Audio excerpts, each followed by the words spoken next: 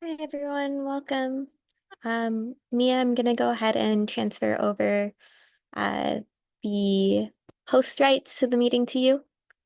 Yes, thanks this year. And yeah, sorry for the confusion. I wasn't sure if I had covered who was launching it today, but thank you. No worries at all. Is there anything else you need from me before I log off? I don't think so. I think just confirming that I am the host now, but it looks like I am, I think. Um, you will be once I leave. Oh, okay. So nice. Yeah, All okay. right, no worries.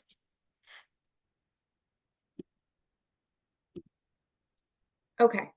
So I think okay, so Ashir left, we're still there. That's a good sign. And I think since there are three of us, I was hoping to get more EAG participation, but with three of us we can do this. Um, And yeah, I think we should see, this is a report writing group. I think we should see how much we have to talk about the draft rule. And then if there's time and appetite, we can get back to report writing and see if we can make any more progress on the renter report. So we'll see. Um, yeah, I don't know. I'll take some notes, and then, I can share them. I don't have a setup with, Google Docs, which I'm hoping to get for next time. But I can take some notes if what comes out of this and what we actions we think we might want to take to bring to the full group.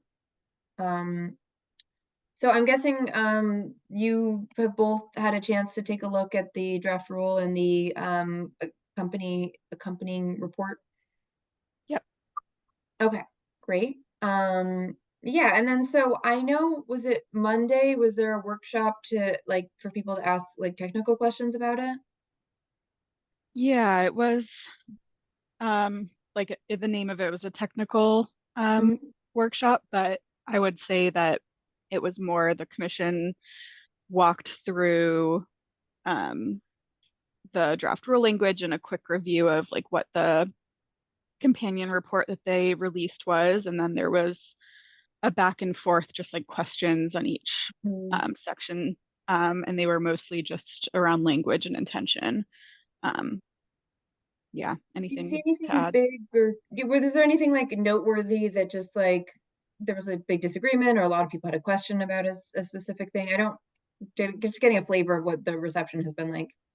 Yeah, there wasn't like the questions that were asked, they weren't really based on like debate. I think this should be Mhm. this. And anytime anyone really did provide like comments on what they thought the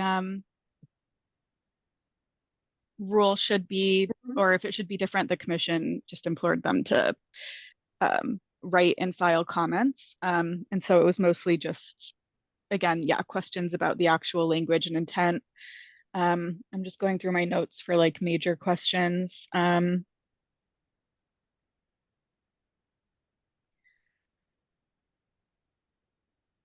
There were a couple questions around like verification, ruling verification, and just like, yeah, I think mostly around the commission's intent around that section. And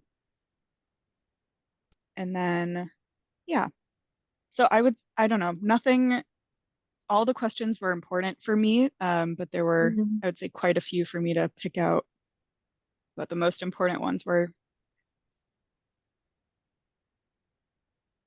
I can Okay, run yeah, through no, some of that's those fine. though, if that's helpful. No, I mean, not necessarily. I mean, what I've been struggling with is, I read the draft rule. There's not a ton in there that we haven't seen. So I don't know that this seems like one of those points that the EAG should be providing feedback to the commission. And like I don't know that we're gonna have a lot, which I think is fine, but I want to make sure that there's no missed opportunity that we should be providing important feedback. Like I have a list of things that I can run down and be like, did you have thoughts about this too? But it doesn't seem like there's a lot there for us to grapple onto. I think a lot of it will be, the PUC sort of gestures to like we're going to have an accompanying program that doesn't belong in the rule, and I don't know that we're going to get that before our report is due, and I think that's where Right. we're going to have a lot of thoughts about like, oh, these types of disclosures are adequate or not adequate. Like for just an example, like I think it's going to be that kind of thing where will be more relevant to like like a household experiencing the clean heat standard. So I think that's fine. I want to kind of level set that, like, I'd like us to provide good feedback, and I'm not sure we're going to have a ton, but we can just go through it. Feel the Just same way. to It's go there's ahead, not Ben. nothing, super, jumped out at me in the draft rule that was, like you said, we haven't really already seen. Um, there's just I have a like you said, me, I have a short list of a couple things that potentially could be that appear to be not really they're missing or not really opined upon in the rule. So, but not necessarily like major equity implications, to any of the stuff that I noted. So yeah. Um, Yeah, that's very similar to my review, and I agree with your point, Mia, that a lot of the stuff that I was expecting us to comment on related to households, it seems like the commission and the workshop made it clear, as well as in the report, that that's going to be in the form of orders. Yeah. So yeah, I guess I'm curious if that changes what our workflow might be, if there's like, yeah, orders between now and January that we most likely will be commenting on as a group. And then my review, honestly, it didn't have a heavy hand with the equity lens, but I'm happy to, just because I was reviewing it for Efficiency Vermont, and nothing jumped out more on the equity front than through my own organization's lens. Yeah. I've So got a yeah, I'm few things. curious to see what you've got. Yeah. Yeah, I'll just also say for the additional orders, I don't know. Like, I think we've been kind of treating the end of the year as like because we've got that big report due on the 15th, and it has to be done kind of by mid-December to plausibly like get it really done. I don't know how much we're gonna, I mean, we exist until the clean heat standard ceases to, or is enacted, or I guess the legislature does something to turn off our group, for lack of a better word, disband us. So I think we'll keep meeting, but yeah, like I don't know. It's gonna be kind of a weird process to like that sort of interim period where if they release stuff like on or right before January 15th, it's too late for our report. So I guess we can just do like memos responding to their order, but I think we're gonna end up in a weird time crunch where we're not really gonna be able to respond substantively to kind of anything past this point that comes out that I'm expecting. The PUC to come up with sort of in our time horizon. So that's going to be weird. And I think it's okay for us to just tell the legislature, like, we did the best that we could with what we had. But I mean, fundamentally, even just the fact that we're going to miss a reasonable cost estimate is like it's like a huge gap that we're just not equipped to talk about. So I think we're just going to have to do the best with what we have. So I can go through kind of things that jumped out at me, and things that we could talk about. I had been curious how they were going to deal with customers, because that seemed like Act 18 did maybe not quite get to a place where landlord tenant issues could be kind of neatly arranged. And I think, I mean, basically they just said, customer means a recipient of a clean heat measure. When a landlord is the recipient of a clean heat measure, the tenants may be considered a customer for the purpose of determining the measure group, which I believe means like low and moderate income households. I mean, I feel like that's a workable enough definition, but that was something that we were kind of worried about like not working. I was trying to think of a scenario where like you'd have some sort of arrangement where you wouldn't be able to claim the savings. But I mean, if they're a tenant, it seems like it's fair game. So maybe there's nothing to say on that, but that was something I was looking for and they talked about. So yeah, I mean, it is fairly clear in that, I think you're right in saying that, the tenants can be considered for the purpose of determining measure group, but that definitely is a call out to, it'd be the measure groups A and no, there's Matt. C, I think. Okay. Yep. Hey Matt.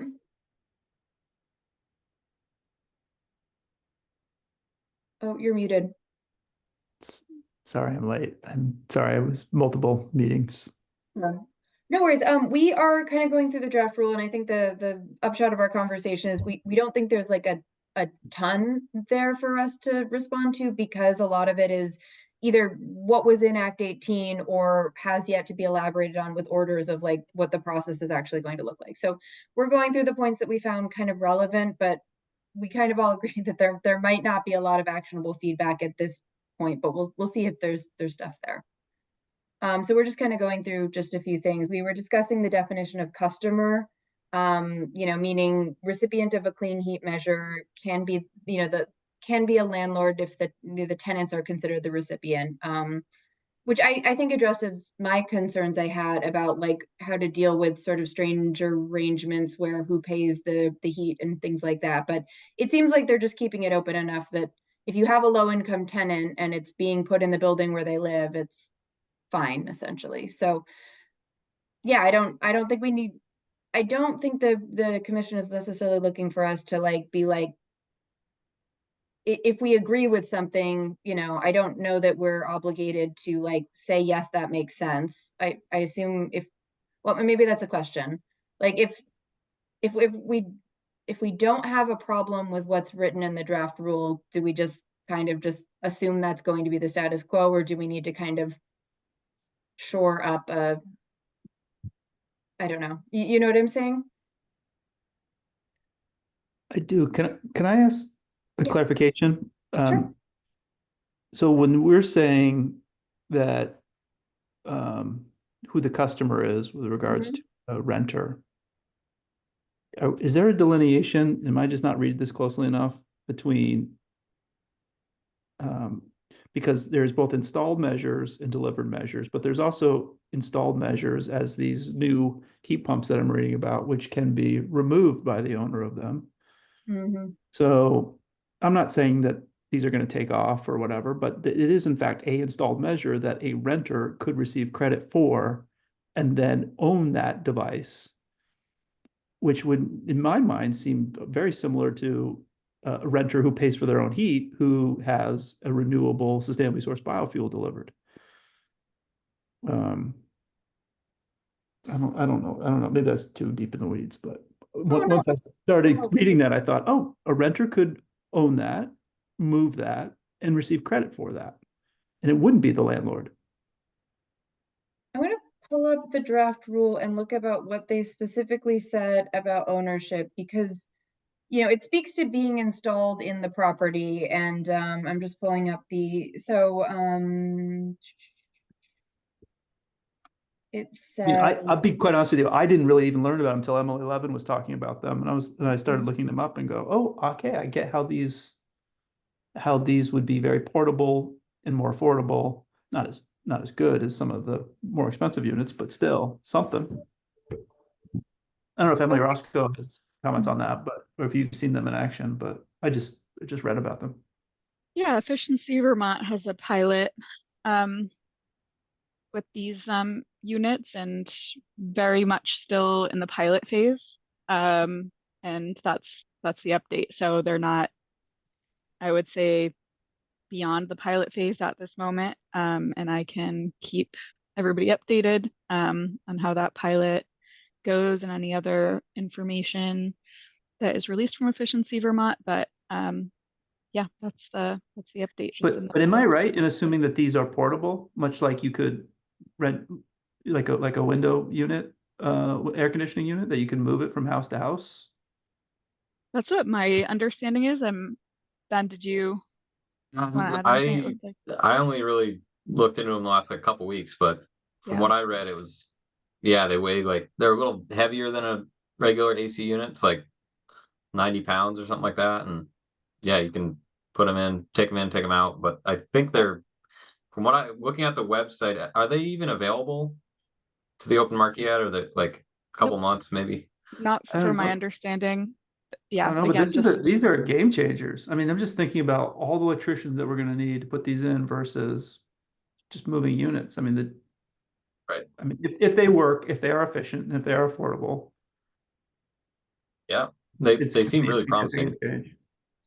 And I Yeah. think that's a great point, because we've sort of assumed, and I think the commission has sort of assumed that like installed measures are part of a building. And I think that follows through a little bit in their credit ownership, because it says in the credit ownership in the draft rule, for installed measures, the individual or entity that owns the building in which the measure is being implemented is the initial owner of the measure attributes.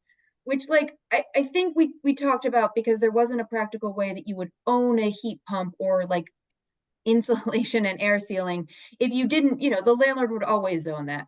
However, I think with the portable heat pump example, and I would honestly say potentially, I still don't know about the whole like advanced thermostat thing, but that is something you could plausibly install on your own and just take. I mean, it'd be a pain, but maybe you could install it and then take it with you. So Sure you could, I yeah. think more portable stuff is getting into this rule than we kind of thought about the paradigm we were working with. So that is probably something, I don't know that we have a solution, but we should say like, we're all working on this paradigm of like installed belongs to the building, and like maybe that's not true, and that gets messy with credit ownership. Um, Just speaking as a consumer, yeah. if I were a renter, I'd be more inclined to install it if I could do it and get earn credit for it versus waiting on a landlord to do it for me. hmm Yeah, But I'll put a note that the portable heat pumps and advanced thermostats are portable property. I mean, you could go to, and I don't know where the PUC will rule on clean heat measures regarding pellet stoves, but I Mhm. mean, there is a world in which that is sort of portable. I mean, it's not really, but You need your landlord's permission though, and I don't know that you need your landlord's permission necessarily to do those other things. You're oh, not you're right. You're right. not, Yeah. I mean, so yeah, like the landlord's going to be involved somehow with the pellet stove thing. Yeah. And I Yeah. don't know what Fair. landlord would agree to let you install a pellet stove and take it out. I mean, that seems like it's puts you into challenging, building stuff territory, but I don't know. There Yeah. is a world where even with the sort of non-portable measures, someone could try to move it, but Yeah. I yeah, mean, I don't know how to do deal with we, ownership. I was gonna say if we're going down that path, I mean, there's probably a slightly longer list than just the portable heat pumps and the thermostats. I mean, low flow shower heads and faucet aerators as well would probably fall into that category. But yeah, that's pretty in the weeds. I don't, but it is a good point that probably needs to be some sort of mention of that. Yeah, I mean, I would think it's kind of beside the point, but like, I don't know. I mean, I think I'm too stuck on the draft potential study, but like advanced thermostats are way up there and part of, so I think it's like if you put it as that prominently in part of the sort of measure bucket, then like maybe that does need a plan. So I mean it's cheap, that I could see setting up I mean, it would be crazy for an obligated party to set up a business being like everyone's going to get a Nest thermostat and I'm going to do all the measures. I mean, like that's a business model. I don't know if anyone would do it, but you could. So yeah, okay. I mean, I honestly think we kind of set this up by we with credit ownership, we did submit a memo talking about the building, and so I think that the PUC did take a cue from us, and we might have to say like, wait, we didn't think about moving some of this stuff. That's something to think about. Okay. Is there a recommendation we could bring about like how the PUC should change that? Is it the purchaser of the equipment? I mean, that gets into weird stuff too. I was We try gonna to avoid say, that. Yeah. I Sorry, think because the only case existing right now in the current market Mhm, would be the faucets and the advanced thermostat. Like if we're mhm, thinking of things that are existing right now and in action, I think because those are more limited, I mhm, would say maybe like a flag for the PUC makes more sense, mhm. saying that like we're aware of upcoming technologies that may increase this type of technology. space. I don't know, but I don't know. I would maybe just hold off on recommendations on something that's not yet interplaying in the energy space full force. Yeah, I think that's right, Emily. I think if we said something like future installed measures may be portable and may be more accessible for low and moderate income Vermonters if they were allowed to retain the credits rather than the landlord. I don't know, something like that. Mm-hmm. Which I is mean, we're it's not something we could just add to the final report, true. just as sort of a kind of opine on that and, kind of let it be at that probably. I think if we have any comments to the PUC, I think we should just say like, hey, we're aware of this and just let them decide, like, do they feel like they need to be ready for it now? I mean, there could be a reason why it would just be easier for them to figure out an exception now rather than open it up. I don't know how their schedule usually works for things like that. So I think Emily's right to be like, it's a flag, and in the final report just being like, the landscape could shift really differently and the state needs to be vigilant about how, benefits and rebates and stuff is being channeled to deal with that. So yeah, okay, I'm glad we talked about that. That was a great point, Matt, that I hadn't thought about. That really does change the game on that. I Maybe might also just add, so there's like the process for approval of clean heat measures. I know, I can't remember which group, but a group in the EAG or the tag flagged that, like, would this potentially be a new clean heat measure or not? But I wonder if we just like flag that in that section as well, that in the case of like different technologies or portable technologies, like credit ownership may have to be addressed in the process for approval of clean heat measures.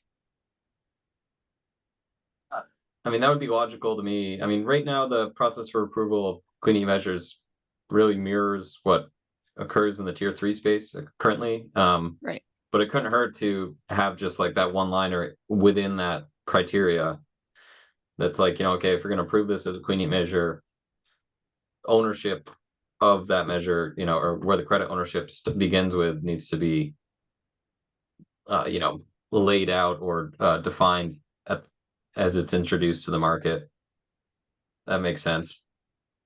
it does say, and maybe this is another way where it intersects. It says that a qualified capital investment means installed clean heat measures for customers with lower moderate income that require capital investments in homes, have measure lives of 10 years or more, and are estimated by the tag to lower annual energy bills.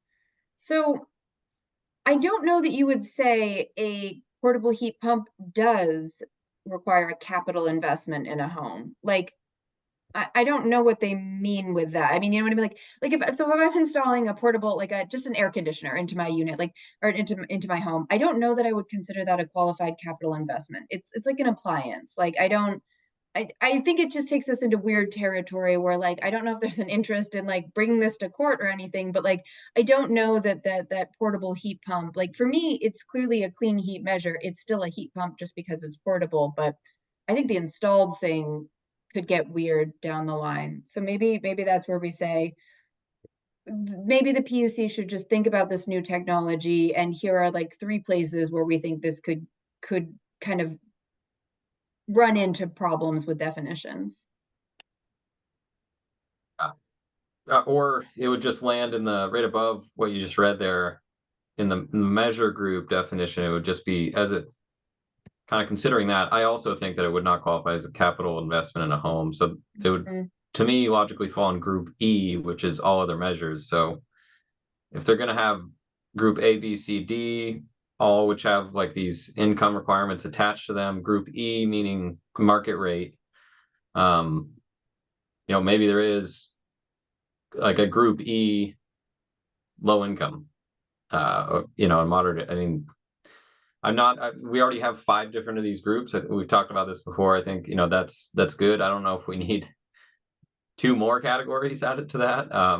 But yeah, it's not a delivered fuel and it's not a capital investment in a home. So I think the legislature maybe was just thinking of like, you need to provide like a benefit that feels tangible and like represents equipment. I just don't know, like, if the portable heat pump technology had been like way more advanced and this was like plausible when the legislature was drafting that, I don't know if this was written to like not do that essentially. Like I just don't know that this technology I think is just different, and I mean we have to go with what is in Act 18. I just think it could be something to flag that like as technology changes, if the clean heat standard is enacted, you might need to come up with more flexible definitions of what means what's a benefit for a household in terms of like property.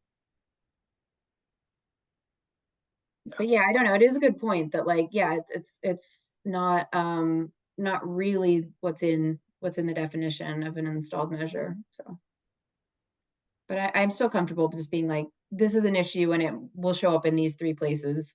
Think about it.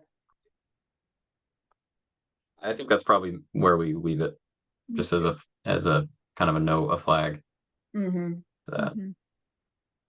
Okay. Sounds good. Okay, what else did I have in my notes on the draft rule?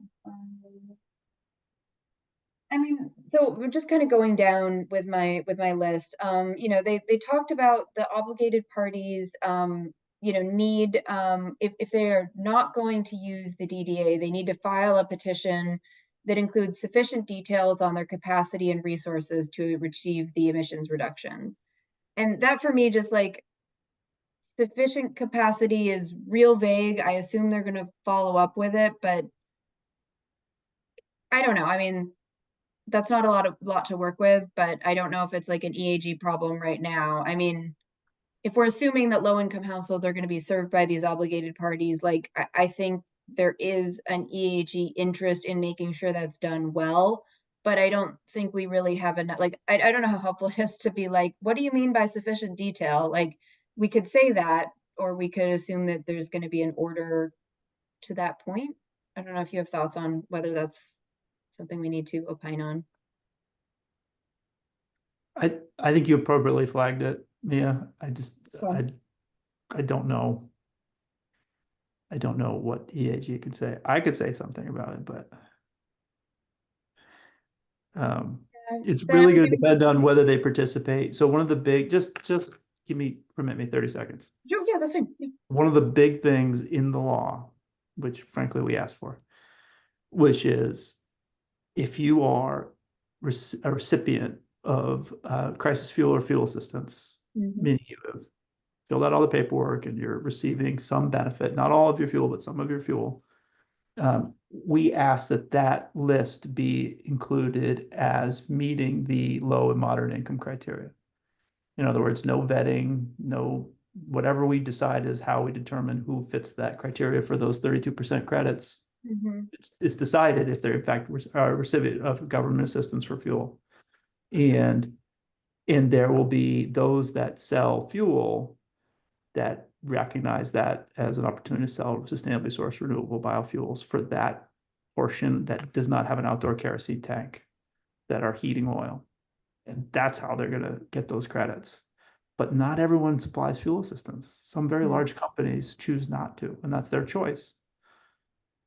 So for them, they have essentially said, we're going to focus on moderate and above for those obligated parties, or for wholesalers who just don't know who, they don't have a relationship with the end user. They just have a relationship with their customers who are the fuel suppliers. For them, they're going to either have to purchase weatherization credits, low-income weatherization credits through OEO, or simply pay the DDA. And that's kind of how it's going to break down, in my mind. And that makes sense. Matt, when you say you asked for it, that's not in Act 18, right? So did you, like, is there an order? Like, is it It's in not an Act 18? order, it's in the law. It counts as, oh, I see what you mean. Like it's under the definition of like it's like 60% AMI or on this list. Okay, yeah, I get that. Exactly. Okay. It's a and or.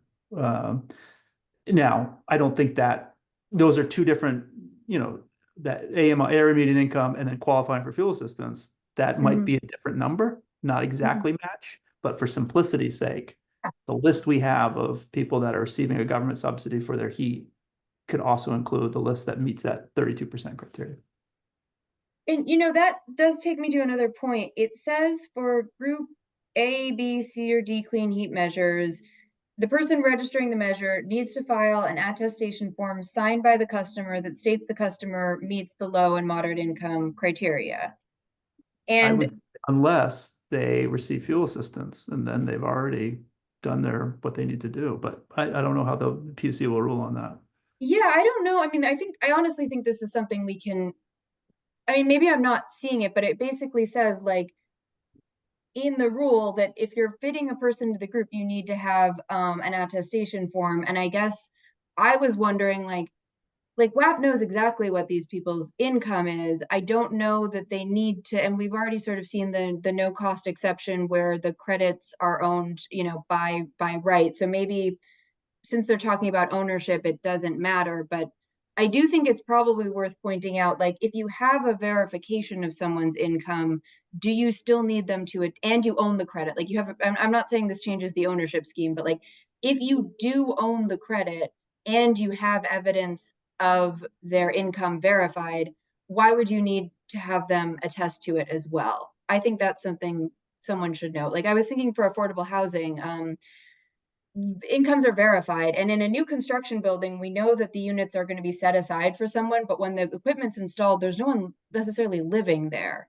So I do think you could get into weird stuff where like, you know, that unit is going to be occupied by someone at 30% AMI or lower, but they're not there yet, and there's no one to sign a form, but you do have like all of this affordable housing documentation evidence that like you're going to be bound by this forever. And you know, and so I guess I just don't know that the attestation form is adding to the goals if, you know, you have evidence that this person is in a program or something. You know what I'm saying? I think that might be relevant for us.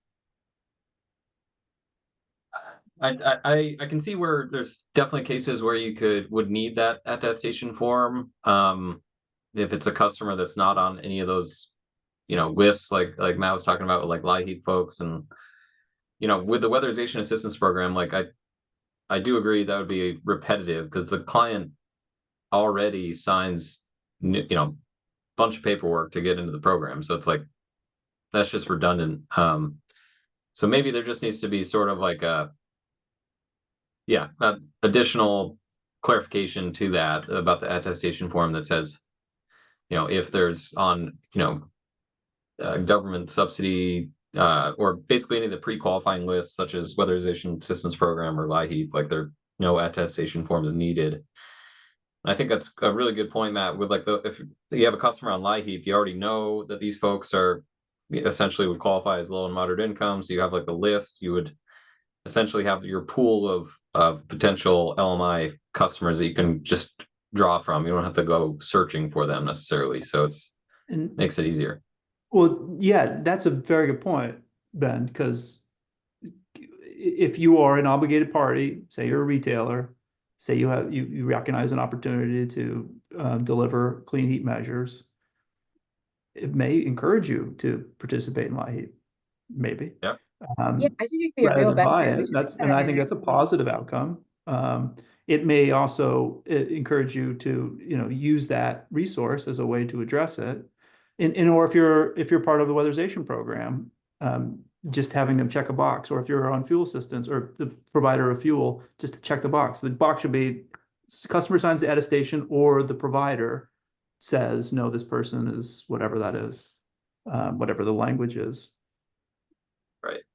Yeah, and Vermont Gas has an EAP program, so that's kind of baked in, and I just assume they want to use that too.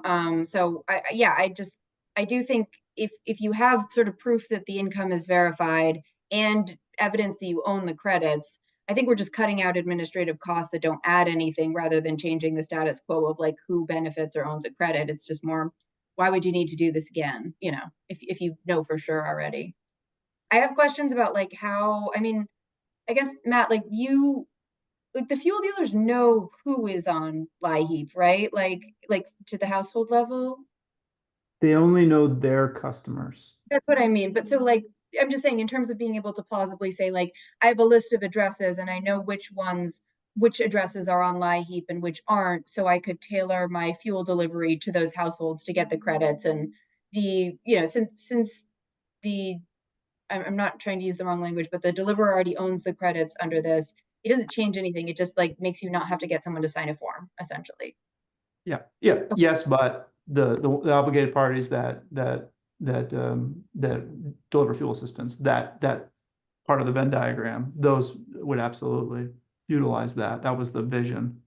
Okay, yeah, and I don't know that the draft rule actually does get there all the way, which I think maybe was an oversight, but just based on how it's literally written, it says you need to get like an attestation form, and it doesn't speak to like if you've already verified it. Part of the I won't say it. Fine, I'll say it. The draft rule just seemed like a bunch of definitions and a summary of the orders. Mm-hmm. And I read it and thought, well, when are we going to get to the more specifics? I guess it's coming. We talked about that as well, and I think that's going to represent you know, before you arrived, we were just like, I don't know when the EAG is going to be able to sort of opine on some of this stuff.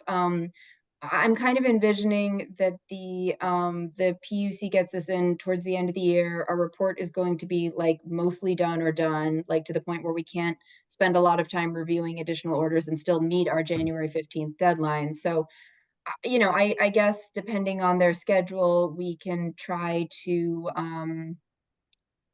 make comments and responses to their orders, but it's going to be like, I assume over the holidays when we're trying to finalize our report, and like if we have a month to do it, I just don't know that that's going to happen. So I guess we'll see what happens when we get information, but I think we have to be focused on our final report, and just I think about now is the point where we're going to stop being able to accept too many more inputs to our final report and get it done. So we'll see, you know, when we see new orders and how we can respond, but that's how I'm sort of seeing it.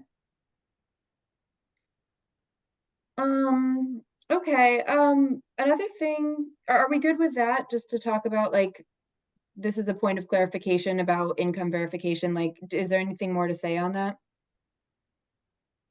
Okay. I think so, yeah. And that Oh, was, yeah, section 8108B, I think is just to, I'm just making notes. So, yeah, I kind of copied and pasted the things I like was interested in a document, so I should reference the text. And then I think this is such a small point, but they made a list of registering the clean heat credits with the type of property that a measure was installed or sold to. And it says like single family home, multifamily home, manufactured home, commercial and industrial.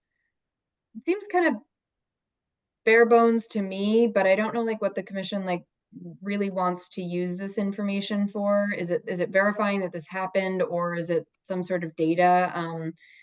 Like everything not residential is just lumped into commercial and industrial.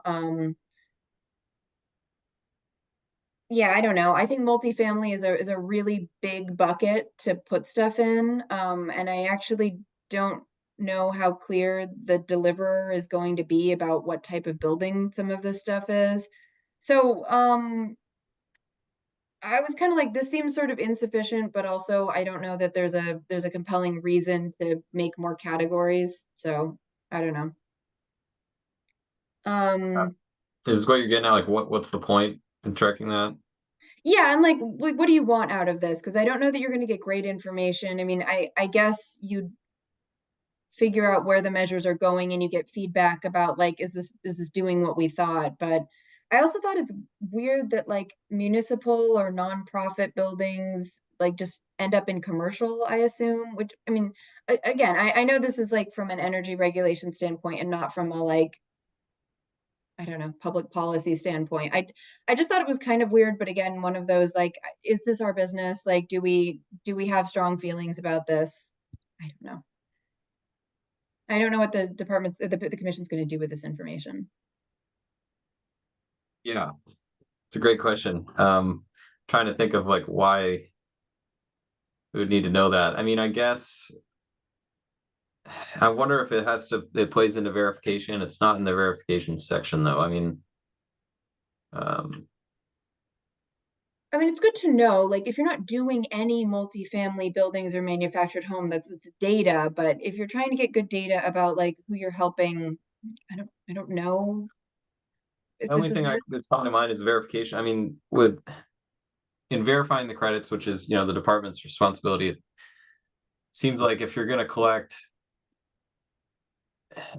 yeah, I guess it's a little, they get into it a little bit more in that same section. This is 8111. But yeah, they want the type of property, then the type of cleaning measure, which is obviously important.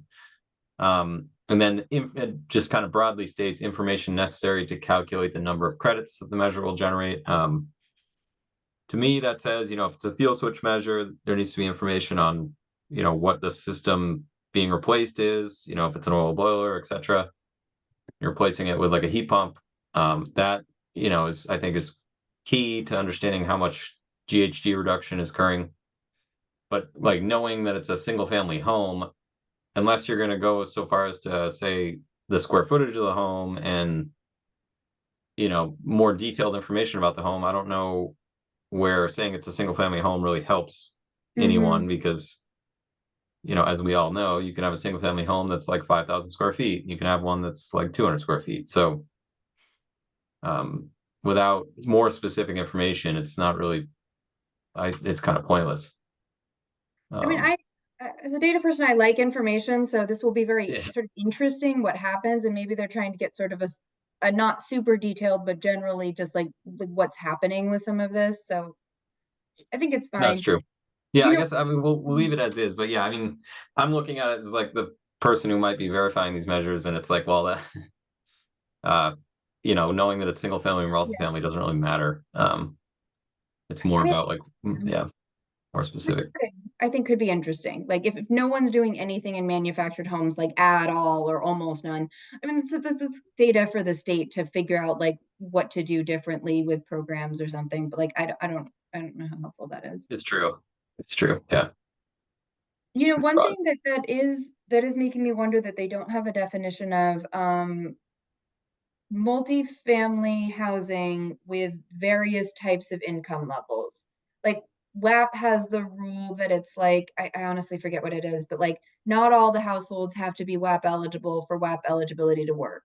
So that might be something we want to recommend about like, what are you going to do in multifamily buildings? Like, would you split the credits fractionally, or uh, are you there's some sort of hold harmless, like you're allowed to have a unit mix?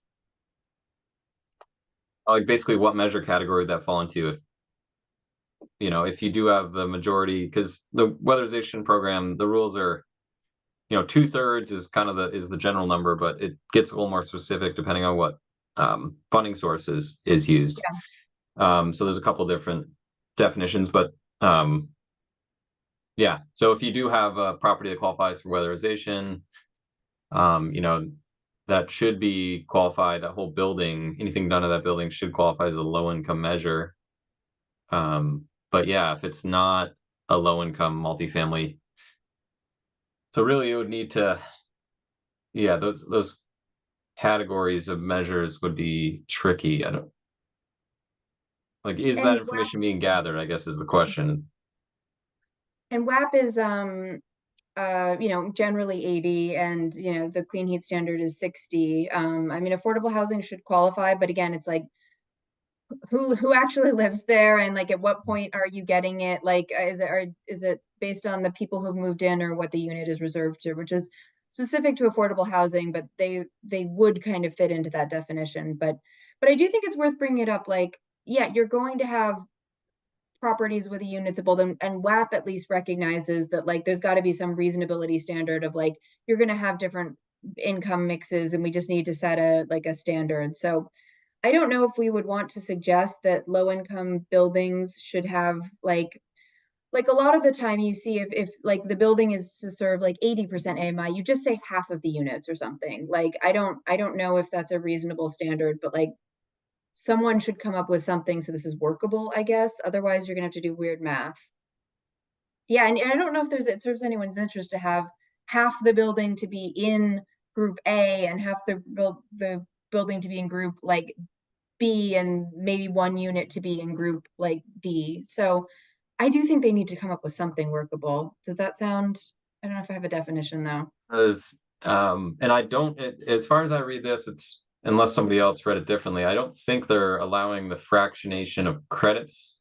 I don't know if that would work. Like, if it's my read that if in what you just described, if half the units are low income, the other half are not, I don't think there's going to be the ability where you'd say, okay, like we delivered 1,000 gallons of biofuel, half those go to the or qualify as low income. That's just too much administrative complexity. It needs to be, and if you are going to set a definition of like what qualifies as like a low income multifamily building, I think it should probably adopt whatever standards are already being used elsewhere, rather than making up a new definition that everyone then has to, memorize and become familiar with it. I don't know if the weatherization assistance program one makes sense, because again, it does change depending on the funding source, whether or not it's Department of Energy funding or state funding. I don't know if Wait, the Vermont Housing Authority has a definition, or can I just drill down on what you just said, Ben? Yeah. You said it's your read that they're not going to allow the fractionation of credits. Are you referring specifically to where an installed measure may go to the 32% low and moderate income and also someone else? Or are you suggesting in all installed measures or all delivered measures? I read it as like basically you're not going to be able to say like the but for example that we talked about, months ago, like, an organization put down $500 on the measure, et cetera. Like, literally being like, okay, here's one credit, 0.6, 60% of this one credit goes to Efficiency Vermont. The other 40% goes to the obligated party. Like that style of fractionation of the credits is what I was talking about. I don't know as though that's. Ooh. So that wasn't my read, but I'm not suggesting I understand it. I thought that fractionation was allowed. I think, yeah, I think my reinterpretation might have been different. Ben, were you at the workshop? It was not. I was off on Monday, so I don't know if I missed something. I was just taking the lead of David Westman, and he seemed to imply that it was, but maybe I misread this whole thing. So we asked, just like Dave participated on behalf of Efficiency Vermont at the technical workshop and asked the commission's perspective of that. Matt, do you remember if that workshop was recorded? I asked if it would be posted, and Deirdre said yes, but I haven't checked. So I imagine it is. But yeah, David asked that question very specifically, and then I didn't think of a follow-up because I thought it was asked very, very well and answered very well. But okay, that's why I'm sorry, I didn't mean to jump all over you, but I'm just trying to figure out what because I actually didn't remember reading that part either for or against it. I just remember the conversation. Yeah. So to clarify, I'm finding my note that I made. So what I had was no fractional treatment of credits generated from a single measure in a single year is what I was referring to earlier, but there would be fractional treatment of credits generated from a single measure with multi-year measure life. So that's what I had. So I just want to. Oh, so I'm gonna. So that means a heat pump you could fractionate, but a gallon of sustainably sourced biofuel you could not. That's my interpretation. Yeah. So that might be okay. Yeah. So you could say claim the credits for 6 years of the heat pump, the other 6 years of the remaining measured life you could sell, to someone else.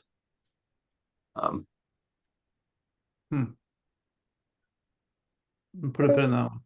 It says the owner of a clean heat measures attribute may transfer the attributes to an authorized agent once before it's registered. Measure attributes associated with a single clean heat measure cannot be divided. All measure attributes may only be transferred as a group to a single entity. So I guess I don't know. Like if there's like a heat pump for every unit, that kind of suggests you could split those up because they're separate measures. But if you've got like a central heating system, you could not. I don't know if I'm reading that correctly. Yeah, I think the key word, the sentence that you just posted there, the all measure attributes may only be transferred as a group to a single entity. So Right, but is a heat pump in every unit, are those separate measures? Like probably? Because they're two heat I would say pumps. yes. Well, And then, question. yeah, the measure attributes they're talking about is like there's the credit, and then there's the GHG reduction, Mhm. which is part of it, and then the credit, right? So, well, the credit is the GHG reduction. Sorry, might be confusing myself here, but you all seem to think that I was wrong, so maybe we'll take your word for it. No, I I don't mean, want to. you know, like if I've No, got, I want to know. I don't know. Yeah. so if I'm confused myself. I'm just trying to think, like, this is probably a dumb question, but like, so I have a house, I installed two heat pumps into that. Is that like one measure or is it multiple measures? I would say it's multiple because you have each heat pump, each additional heat pump you would add. The first heat pump would offset X amount of carbon. You had another Mhm. heat pump that offsets additional greenhouse gas. So because they're each additional unit would offset, a additional percentage of GHG, then that would be associated with each individual measure. Like, if it took two heat pumps to offset the fossil fuel usage of that house, then I would say that 50% of that GHG reduction would be attributed to both of the heat pumps, making them both individually, That's the only fair way to do it. You can't have someone installing a single mini split in a 4,000 square foot home and claiming the same savings as someone who installs it in a, in a 1,400 square foot home. I Right. think that makes sense, although you're creating more and more entries, like, you know what I mean? Like, I think there's Yeah. like if you're doing multiple measures in a house, like you're gonna have to keep and trade those separately. Like this is gonna be annoying. Like rather Yeah. than treating, I don't know that there's a better way to do it, but rather than treating like one house as a project and you get all, a transaction for all the attributes, you're itemizing a list and then splitting up that list with attributes. And that seems Right. annoying for more comprehensive projects, but I could see some weird perverse incentives with, like you said, Yeah. not splitting them up. So I don't know, but that's going to I mean, be. the way that we're going to verify them, the department is going to be just kind of the way I described, right? So we're going to be using the TRM, and we know that, based off the TRM, we'll use that to say, okay, this size heat pump should offset X amount of GHG from, the existing fossil fuel system. And then, you know, if that home is also weatherized, then you would factor that in. So there is a way to separate them all out, using the TRM process. Mhm. Yeah, and then divide the credits accordingly. I think what I was referring to was just the fractionation of credits, or the splitting off of credits for a single measure. My interpretation is that can be done, over the measure life, but not in the single year. You can't say this generated one credit in 1 year and then, split that one credit that it produced in that single year into two half credits for 1 year. But you can sell future years worth of credits that measure will produce, if that makes sense. I mean, regardless, I think even in either scenario, like even if it aligns pretty neatly, which is like a heat pump per unit, just figure out which are the low income units, like that's administrative burden. And like when you have a central heating system for multiple units, like that just sounds rough to figure it out. Like I think there should be some attribution of benefits for multifamily. Oh, and yeah, and like if you weatherize a building, like does it matter if the low income household is on the top floor or the bottom? They're getting various like different benefits. Like I think you're going to have a building wide approach for things like weatherization and central heat systems anyways. And if you're just doing something in a building rather than figuring out like what stuff is being installed with which thing, I think you should have sort of a hold harmless building. If you can just prove that, like, for example, half the units are at 60%, occupied by someone 60% AMI or lower, just consider that a low income building. So I think maybe we could And just, yes, sir, go ahead, Ben. I was just going to say, yeah, if you are doing, the flip side of that, it will be more complicated. But if you're weatherizing a multifamily building with multiple units, of course, it costs more. So you should be, entitled to the additional credits.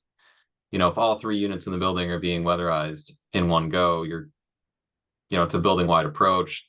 The square footage of the building will dictate how much GHG reduction you're going to get from that one project. But yeah, I think when we, at the start of like kind of what we're talking about now, we're just talking about how we would, basically ensuring that, if an obligated party decides to weatherize a home, that they know 2/3 of the units in the building are low income, then they should get credit. That project should be a low income project. They should get, should count towards that. I think we should probably, use that existing maybe weatherization assistance program, or maybe there's some other federal definition that deems a building as, if it's on, what comes to mind, if it's on like the HUD list as like a multifamily building, that should be like an automatic qualifier. It's like a low income. I mean, it is for weatherization. If it's on the HUD list, then it counts right away. So I've seen it's not EPA do a like half the units thing. They usually tie it to whether the unit is actually affordable at that income versus occupied by someone, but that's not the clean heat standards. I think half would make, I guess maybe we could check with the WAP, Jeff or someone from WAP, and just say like, what is the most like sort of liberal program approach you have? Like, is it half or is it 2/3 of units? And even though you're dealing at 80%, maybe we should just say like, half or 2/3 or whatever WAP is used to working with 60%, that's considered a low income, building. I don't think you really get too much free riding on that, just because, I think half is a reasonable standard, even if the other units are occupied by higher income households. I just think we need something that's like fairly workable and like would not like, if you can't get one person to do the income verification or attestation, like the whole building doesn't get kicked out of this program. I think half is a reasonable standard, but we could ask Jeff what he thinks about like what a sort of maximalist WAP approach would be to getting as many reasonable projects in. Okay, so I'll ask Jeff during the meeting. Hopefully he's there. We could always follow up with someone from WAP about like what is the sort of most expansive criteria you'd use to consider building units. So, okay, I think that sounds really valuable, and actually is kind of a hole in this. So I'm glad we kind of dealt with that. So that's great. Okay, what else was on my list? Let's see. Yeah, I mean, I'm really nervous about disclosures, and making sure that there's disclosures when credits are transferred, but like until I think we kind of took a swing at this when we did credit ownership, and like until the PUC tells us what they're thinking of, I don't know that we're going to make any progress, but there's a lot of room in certain disclosures. So I don't know if we want to try to tackle this now or. So they haven't given an order on that yet? I don't think so. Yeah. So no. I mean, I feel like we discussed that, a few months back pretty extensively. Yeah. So maybe we just wait and see what they come out with. Yeah. Okay. Yeah. Fine. That works for me. Okay. And then, yeah, so I mean, that's kind of what I came up with that was in the draft rule that seems like we should be thinking about. I think that we've actually come up with a good list. Is there anything else?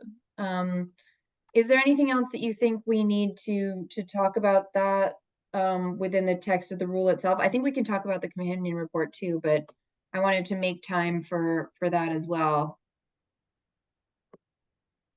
Let's see. And I'll take public comment as well before we get on to another subject. So anything else sort of in the rule itself that you think is in our purview right now?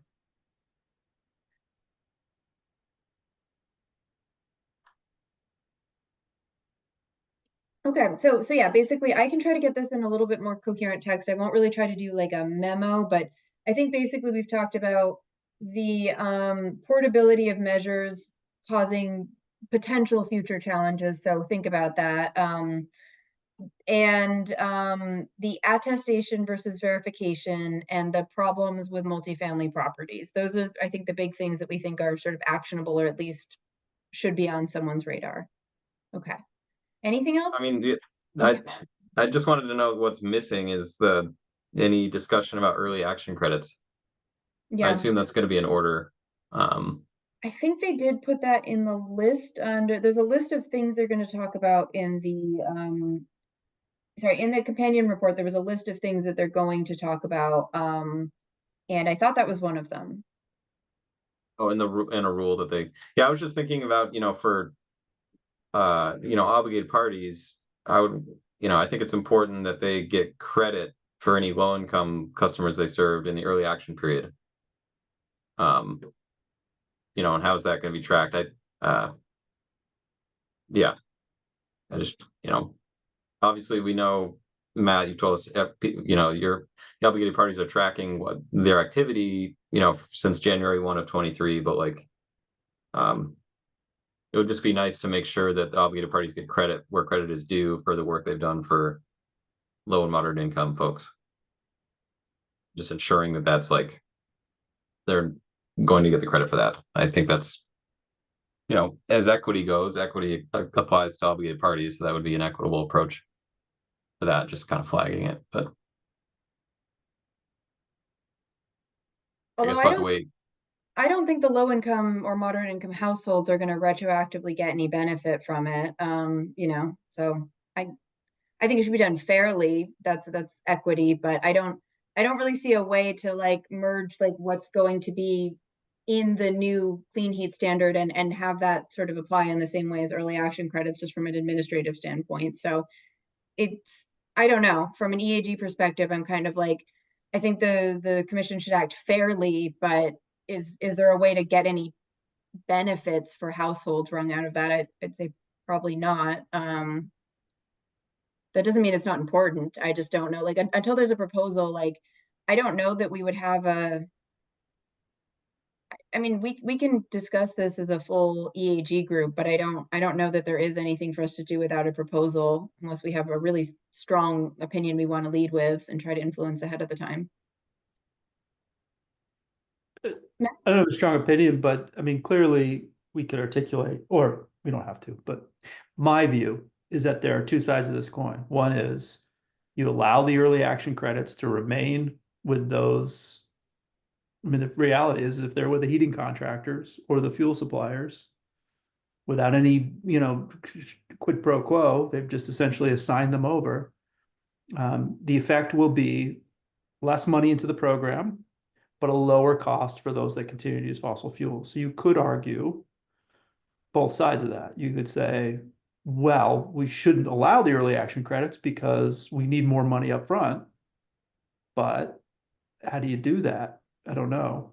But you could also say, by allowing these early action credits to basically be floating out there and be obtained by the obligated parties at a lower cost, then that in fact will, the first couple of years where they're in existence, the compliance costs will be significantly less, meaning the fossil fuel prices will be less. Yeah, I think there's a value there. I just, in terms of like where we want to put our energy, like I think there are like, there's a good argument there. It's just a matter of like, is this an EAG recommendation? Like, do we want to see this discussed in an EAG meeting, or should we wait until there's an order? I'm wary of waiting until there's an order if we care about something. Yeah, I guess it's tough to kind of opine on that without an order to react to, because we'd be sort of starting from scratch. That's a lot of effort at this point in the game for something relatively small. I mean, I don't think it's small. I think what Matt just said makes a lot of sense. I think anywhere we can, ensure that, the amount of money, basically folks' energy burden is decreased, that's a good outcome for everyone. So I would tend to argue the latter point that Matt just made. But yeah, do we need to go out of our way to like argue that right now? I think there's probably not, just because there's so much else to talk about right now.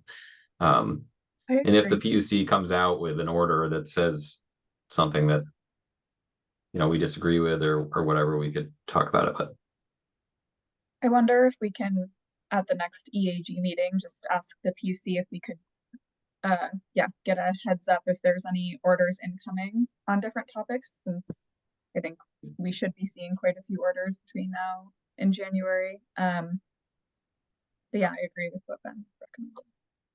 I got the sense, and I'm really not trying to put words into Dominic's mouth, but I got the sense that it's going to be on the later end than the earlier end for these orders. But I don't have any like inside information on that. That's just the sense I've gotten, that I think it's going to be later, and I think it's going to come out in a batch than earlier. But that's my sense of their work plan. But we can certainly ask, you know, if he's aware, if Dominic's aware of any orders that will be kind of coming up. But we don't always get a lot of notice, so. Yeah, well, I'm happy to ask. We'll see. Okay, before we go to talk about the companion, about the companion report, is there, Alex, Anthea, do you either of you want to make a public comment? I'll give you a second. You can come off mute if you're interested. Okay, I'll take that as a no, and we can always go back to that later.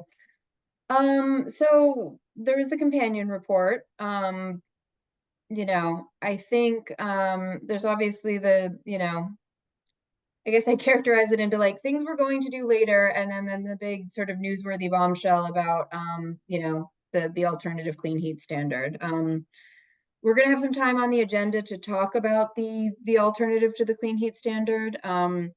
That's another one where I'm wary of having too much EAG time spent on it, just because we kind of don't know, and I'm worried about not doing justice to it. But I'm sure people will want to talk about it, so we'll put it on the agenda and kind of just decide how far we think we can get with it. But I am nervous about sort of at the end of the, like, I don't want people to sort of ask us to sort of weigh the options when we've given so much time to one, and at best like a month or two to the other one with very little, like, you know, supportive information. So that makes me worried about not doing a great job. But if it's out there, it is going to be hard for us not to have thoughts about it. So yeah, Matt.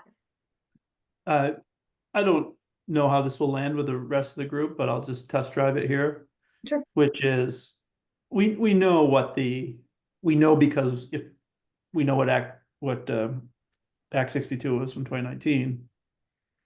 But I think a way that you could, because we haven't been asked to weigh in on Act 62 of 2019, but we could simply say, we understand that there are other mechanisms for raising the funds necessary to help reduce greenhouse gas emissions by 40% by 2030. But those have separate and distinct equity concerns than the ones we've been tasked with. I mean, that's kind of a way out of saying we recognize that there are others and they're not the exact same. I mean, obviously, people are going to raise their hand and say that's less equitable than what we're asked for, and some will say it's more equitable. I mean, I'm not sure we're going to have a. To your point, Mia, I don't think we're going to have a firm that's better than that a position on it, because it's different. And I'm just confused from just like if we're kind of still making these policies because of the Global Warming Solutions Act. And I know that, you know, I mean, I don't want to put words into the report's mouth, but basically saying like, oh, we'll do this alternate charge and focus a lot about weatherization and, you know, benefits like that. I know like a lot of the sort of ways to get these emissions reductions are going to be through biofuels, at least indicated by the potential study. And I think the commission report sort of nods to the idea of doing something with renewable fuels or something. But I guess I'm just really confused. Like, these seem to be very different pathways. And I mean, that speaks to the complexity of like, it's very apples and oranges. And I don't know how you even act like these programs are going to be kind of similar at all, you know? Well, yes. I mean, number one. Yeah, I mean, not to state the obvious. I'm just kind of like, it just seems very. No, I'm not suggesting that. I'm just saying that really hasn't been. No one's really brought that up, Mia. That point that you say is obvious, but I think you raise the fee, you fund weatherization, as we've heard from some people. You do not meet the mandates under Global Warming Solutions. I don't see how anyone could claim that we will. We may be helping low and moderate income Vermonters make their homes more warm, safe, and comfortable, more energy efficient, less energy burden, all of that. But if we've seen anything from the report, that's not enough. That you have to get the bigger houses and businesses to also cut back on their fossil fuel consumption in order to meet the mandates, not just focus on low income. That was my lesson from the MB5, or one of the lessons from the MB5 study. So I think the only thing you can do, or I think one of the things that you can do, is change the statute, because as Brian Woods with ANR pointed out, the statute has to be designed in order to meet those mandates, rather than it can be one of a complement of strategies to meet the mandates. Like that simple language, I think would have significant impact on the design of this. That's Monday morning quarterbacking, but Yeah, it's hard. Well, maybe we just discuss this as a group and just see. I don't think we're going to get more information in any way that we can act on it. Like, we have some initial thoughts about this perhaps, but there's so little detail. I just don't know where we're going to get with that. But it certainly was in the materials we're supposed to be looking at. So we'll put it on the agenda and see what happens. I had a pretty just question about what that means. So when they talk about there's some technical aspects of the clean heat standard that do not fit within a rulemaking. So the commission's going to issue orders detailing these aspects. And one of the things that it said would be covered in the commission's orders are determining the minimum percentage of clean heat credits being retired each year that must result from the implementation of clean heat measures for customers with low and moderate income. And I did not know if that was simply responding to the idea that you could front load LMI obligations, which we did, talk about, and I assume the commission is probably not going to do. Or I know there's some language in Act 18 about like what's unfeasible and like, good cause and stuff. Like, I mean, I think like the minimum percentage is 16 and 16%. I don't know if there's an order forthcoming that will talk about that. I was confused what that meant.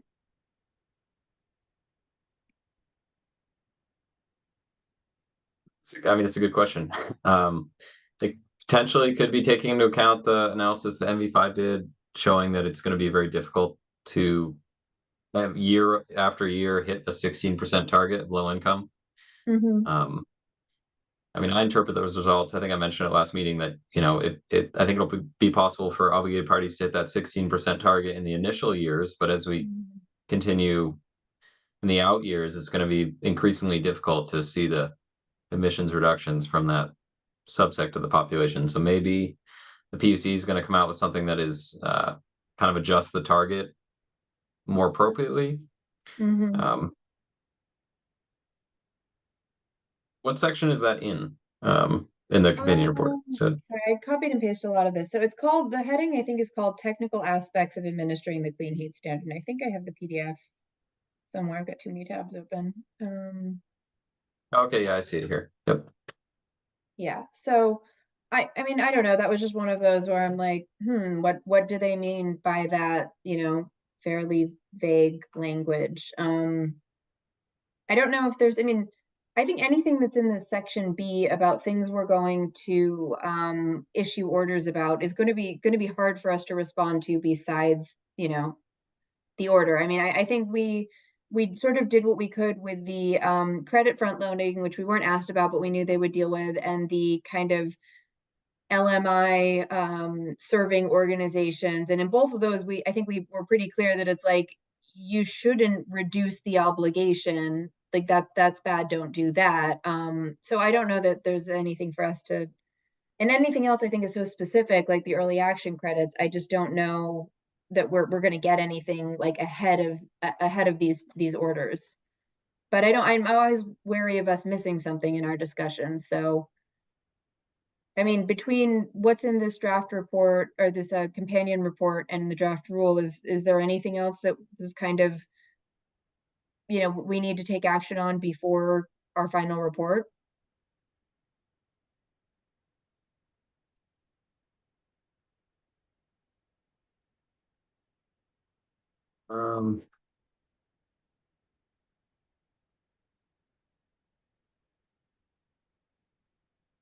Yeah, I suppose not. I mean, I know there's plenty to offer our opinion on. in the discussion of the alternative plan, they are pretty specific about, just saying that this is going to be really difficult to administer in a small state like Vermont. I mean, from an equity perspective, I think there's plenty we could agree with there. I don't know what the point of, I think us agreeing with it, I think, is with the statement that, this potentially is too administratively burdensome and costly to the state, which translates into, increased energy burdens and costs for Vermonters. I think that's something that broadly the EAG agrees with, but I don't know if there's really much more beyond those few sentences there that we could offer our opinion on. So I don't know if I guess we'll have to wait to see what the full group thinks, but if we want to, I mean, it certainly couldn't hurt if the equity advisory group came out and said, like, yeah, like, we agree, this is potentially going to be really costly and end up costing Vermonters more than we want it to, or than we think is equitable across demographics. But yeah, short of that, I don't know if that's just like whether or not we feel like authoring another memo, or if I wonder too if that is going to be captured in our report, that sentiment, and if that needs to be said before we feel like that is a clear trend in the equity report. It's a good point. I mean, I feel as though that needs to be included in our report. I think we should say, I mean, I think the through line of all of our work really is that there's the serious potential that this could add substantially to energy burdens for low and moderate income Vermonters. And, I think that that's an obvious equity concern. So I think if we don't say that in our report, that'd be, us not doing our job, really, or not accurately assessing this program. I feel in our demographics section that's already, maybe not in that exact wording, but being shown and demonstrated as we think through the potential harms on these different demographics. So I guess it's just the question on whether, I think that if we say something, we can give a heads up that this is being thought about, and we'll say something in our report, but I'm not sure at this point if I think we should say something stronger than that if we're going to be saying it. Right. Yeah, if we come out with a memo in advance of our final report saying that we're going to say something to that effect, it might just get lost in the noise. So maybe it wouldn't be. But yeah, I mean, Mia, correct me if I'm wrong. We had kind of talked about the structure of the report. We have all these sections we're going to have, and at the end, we are going to have. We had kind of opined on it last week or a couple weeks ago. We were talking about whether or not each individual section will have essentially a discussion attached to it, or if we're going to have one larger discussion. I see the discussion, about, specifically talking about this alternative to a clean heat standard section, or in the companion report here. A lot of what they bring up there, I think, is really in, again, what we've been touching upon throughout our work over the last year. So I think we need to say it really clearly, and I think it would be valuable potentially to have in our equity report, have a section really laying out all the potential harms and consequences for Vermonters as a whole, but also in particular low and moderate income Vermonters as a result of this, as it is built now. And then also juxtapose that, with the potential benefits, a section that I see as being much shorter than the potential harms, which I think is obvious at this point. So I guess, how do we want to approach that? Because I think we need to be very clear about the potential harms of this program. Yeah, I mean, so I've been kind of going back and forth with this year and some of these meetings about like the best way to do that. I think some of the sections are going to be like specific to low income households, or specific, like, LIHEAP, or specific to renters. And I think recommendations and concerns related to those groups should stay in those sections, because it's just going to like make more sense for people to understand why we have those. I do think there's going to be sort of a superstructure needed to be like, okay, and your section on sort of like homes with physical challenges, I think is just going to have to be part of that. I think we're going to have to put some stuff about like workforce is a big issue.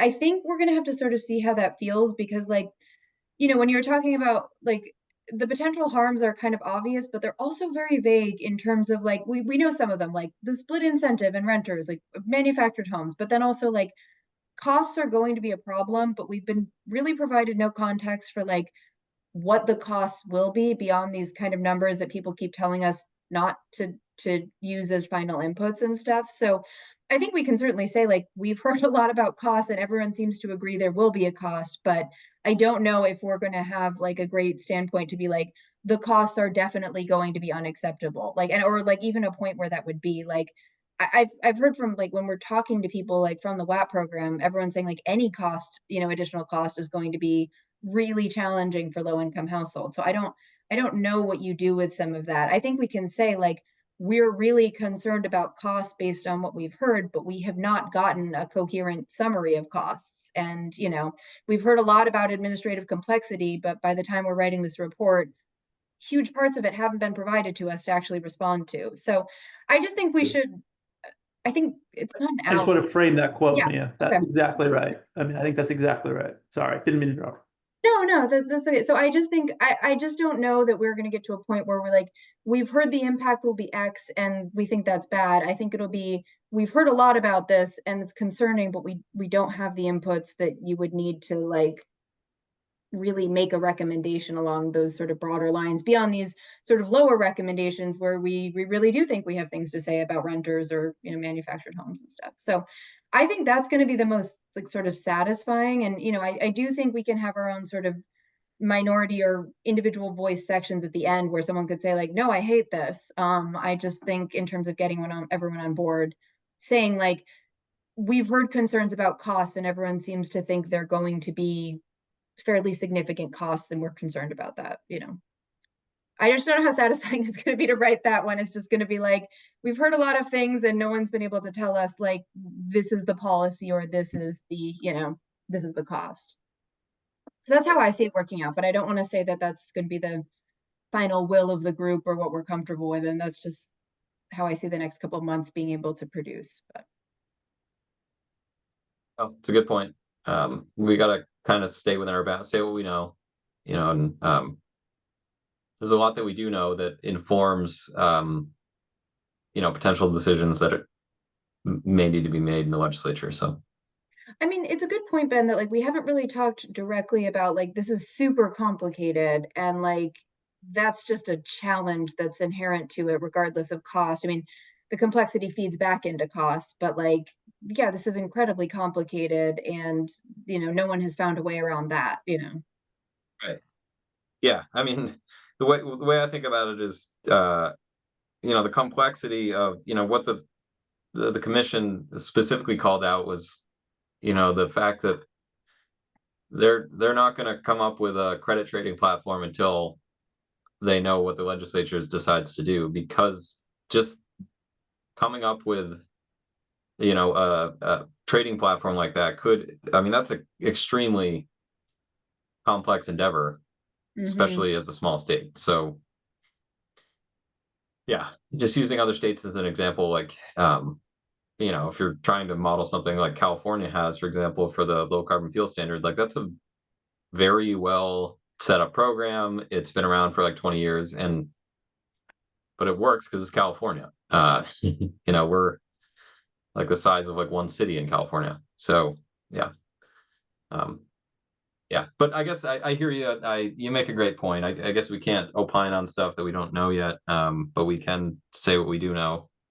And I think a lot of what we do know,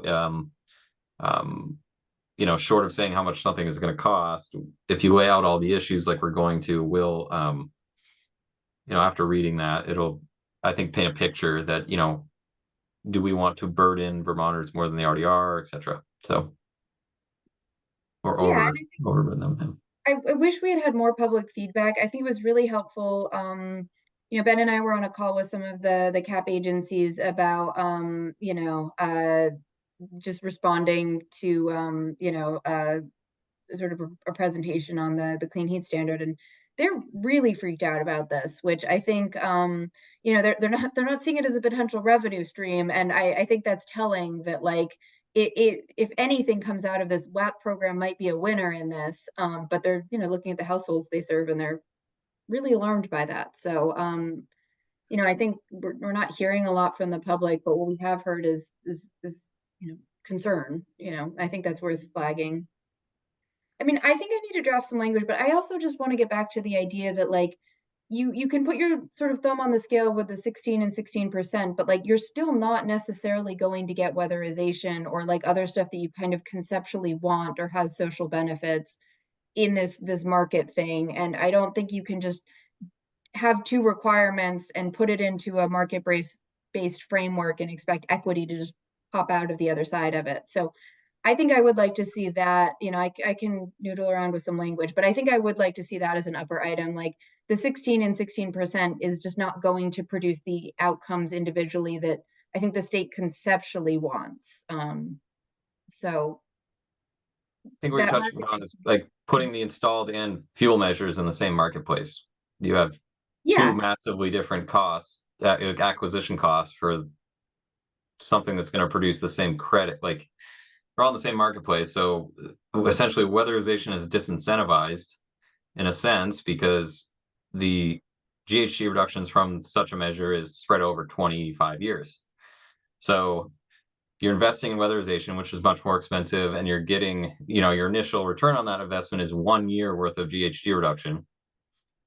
And then you got to wait, you know, 24 more years to realize the full GHG reduction of the measure you just invested in.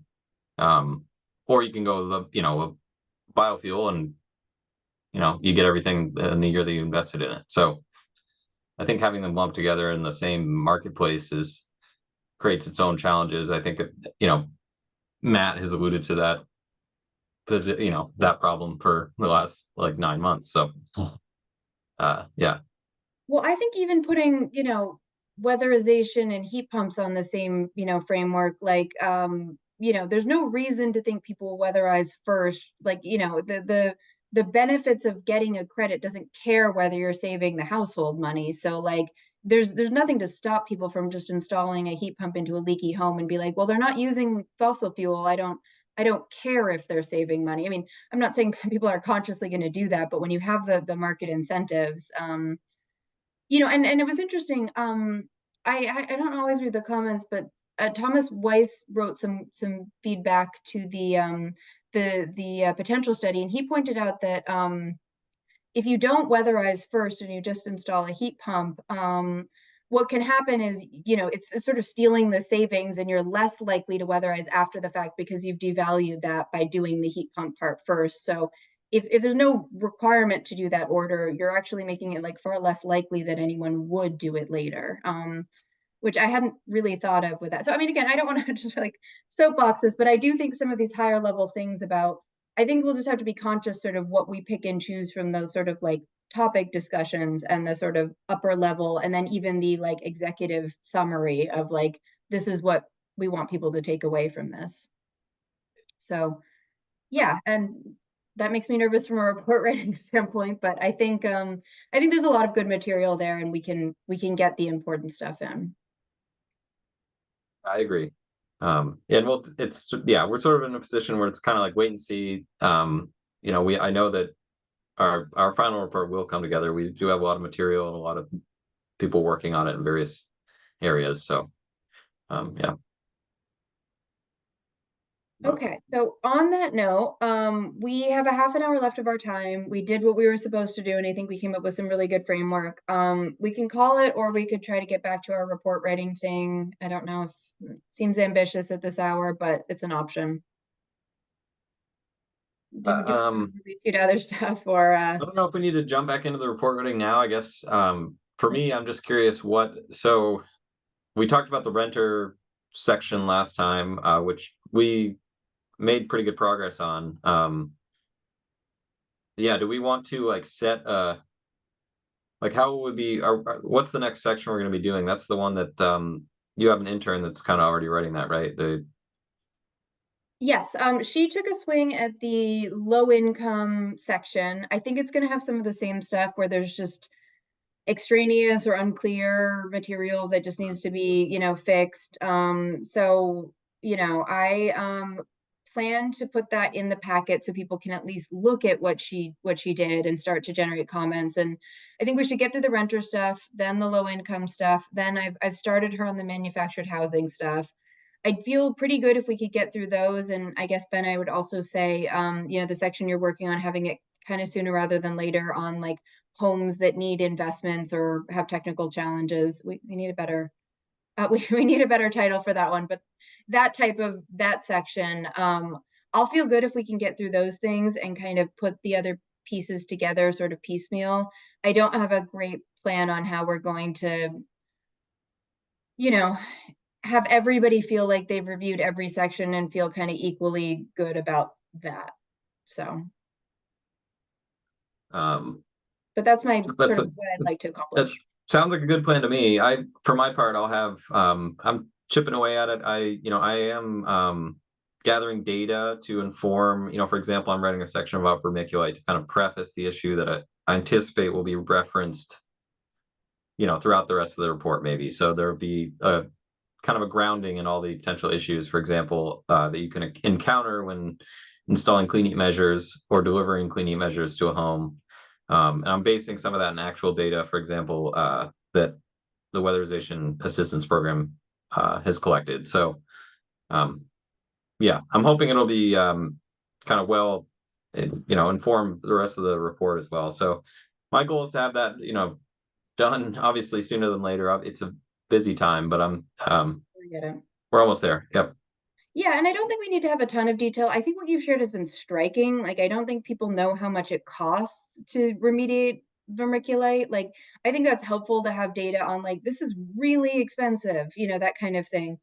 But, I don't know, it has to be like a deep survey of like, what it, like, I would just try to thread that line between if we think it's going to be impactful and make people realize the sort of human costs we're dealing with, but this is never going to be like a comprehensive summary of all the problems we're going to encounter. So, go with your head on that. But that's what I'd say. We're just trying to get a feel for like, there's no benefit in the clean heat standard for this problem. Right. Yeah. No, I'm not writing like a book about it. But for example, the vermiculite one section I was just working on earlier today, for example, it's looking like about 6% of weatherization projects they encounter vermiculite. If the average vermiculite abatement cost is like 15 grand, you're talking about like upwards of like $3 million just to abate the 6% of homes that they've found to have vermiculite in the last, since 2020, I think it was. So that's crazy. Right now the vermiculite funding is definitely not, it's like in the range of like 3 to 5 million is what's needed, and not even close to that right now to solve that problem. So it's a pretty good illustration of the scale, for example. So I'm pulling statistics like that'll help illustrate the size and scope of the problem. Yeah, actually, if you have that data tethered to kind of anything else, we could play around with saying like, no one's done a survey, but like if you're finding vermiculite in X number of homes and we can remotely tether it to the age of the home, like we could say like this part of our housing stock, like you're looking at X thousands of homes, like we could make some, like I kind of did the same thing with some manufactured home data. Like we could take a swing at like, this isn't like this is a back of the envelope calculation, but like if X% of WAP homes and we assume that it's not homes after this, like we could be looking at, 30,000 homes or something. Like I think we could get stats like that if you want. So if you have data, I can take a look at it, because I always think it's helpful, like when someone quantifies a problem, even if we don't know for sure that how sound our analysis is. Yeah, I've been using some of the the weatherization. The folks that work over OEO have been great to getting me data, but obviously they're busy too. So they're going to send me some more additional. But I do think it is a good pool, because looking at the American Community Survey data from 2022, I believe it was, that we were looking at recently. If we look at that, it's like 46% of Vermont households, overall households, both renters and homeowners, are 80% AMI and lower, so eligible for the Weatherization Assistance Program.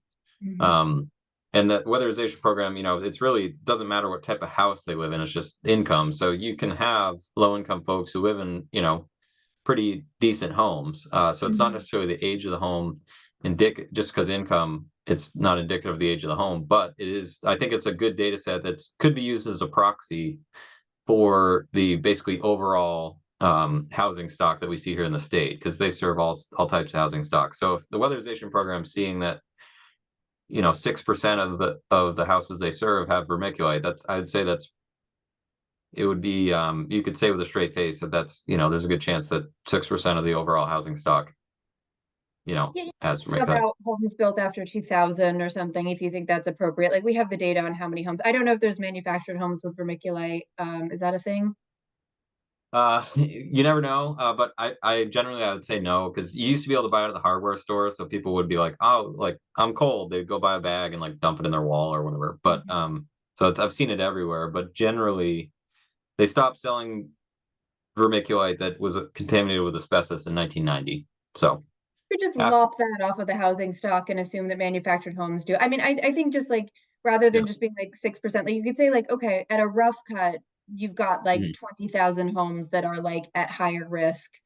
Think about like, Yeah. I mean, we could go crazy. We could say if there's 15 grand for each, that's, don't make me do math on camera, but like we could say that's, Uh, $100 million worth of unremediated vermiculite, and this work is not going to be sort of completed at the 2050 level until someone starts to pay for that. Like I think you could say that without being too pie in the sky. And I don't think the legislature is being fed these numbers, which are crazy, and based in reality.